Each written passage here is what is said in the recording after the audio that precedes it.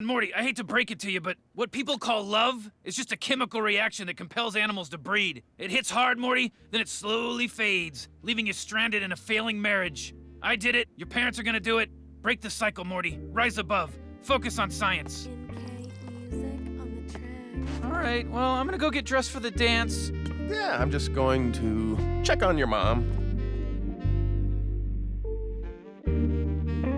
Did you know that the chemical reaction of rain is between calcium carbonate and sulfuric acid? The primary acid component of acid rain results in the dissolution of CaCO3 to give aqueous ions in which are rushed away in the water. Rainwater is akin to distilled water, which is commonly used for drinking water. Normal rainwater is around a pH of 5.6 in this non-area. Rain falls on everyone.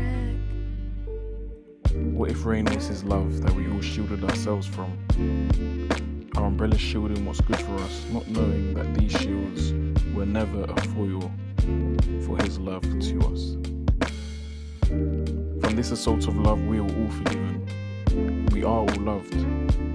Every single one of us. Drenched, doused, immersed, submerged, and soaked. No one is exempt. And no one can escape. Is rain.